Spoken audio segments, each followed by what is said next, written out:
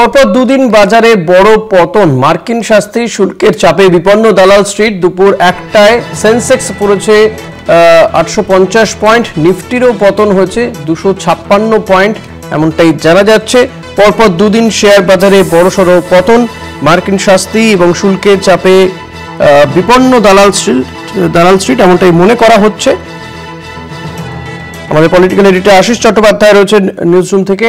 আশিস দা, এই যে পরপর দুদিন শেয়ার বাজারে পতন দেখা যাচ্ছে এবং বড়সড় পতন আজকেও হয়েছে, এর কারণ হিসাবে সত্যি কি যে এই যে মার্কিন শুল্ক এবং শাস্তি এইগুলোর উপরেই, এগুলোর জন্যই কি এত বড় পতন হচ্ছে শেয়ার বাজারে?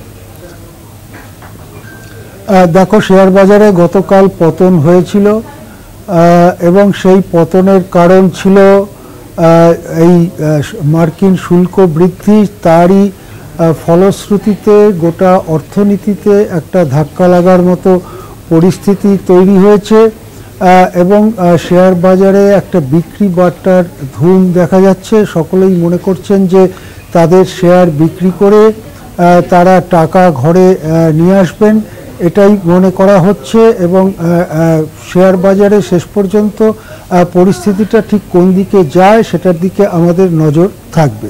হ্যাঁ, একদমই। আশিস দা, আরেকটা বিষয় একটু এর সঙ্গে জানতে চাওয়ার, যে এই যে মার্কিন শুল্ক এবং যে শাস্তি যেটা চাপতে চলেছে ভারতের ওপরে বা চেপেছে, তার জেরে শেয়ার বাজারে পতন, আলটিমেটলি এতে ভারতীয় অর্থনীতিতে কোন কোন দিকে সবচেয়ে বেশি ক্ষতি হতে পারে বলে মনে হচ্ছে?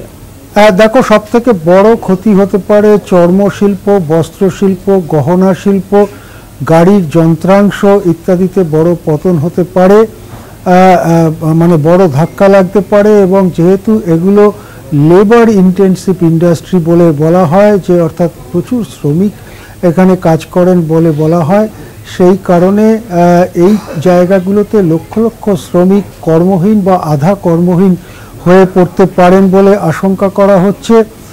এবং শেষ পর্যন্ত যদি কর্মহীনতা বাড়তে থাকে তাহলে কেনাকাটাতেও ভাটা পড়তে পারে। সেক্ষেত্রে ভারতের জিডিপির হারে কিছুটা মন্দার ভাব আসতে পারে, এই সব আশঙ্কা করা হচ্ছে।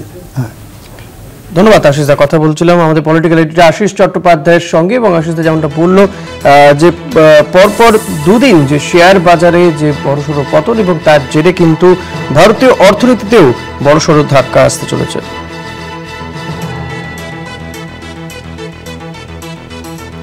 আমেরিকাতে ভারত সব থেকে বেশি রপ্তানি করে থাকে, ধাক্কা খাবে ওষুধ, গাড়ির যন্ত্রাংশ এবং ইঞ্জিনিয়ারিং পণ্য, বস্ত্র, গয়না প্রভৃতি শিল্পেও লক্ষ লক্ষ শ্রমিকের কর্মহীন হওয়ার একটা আশঙ্কা করা হচ্ছে। ভারতের জিডিপি বৃদ্ধির হারেও মন্দার সংখ্যা দেখা দিতে পারে বলে আশঙ্কা।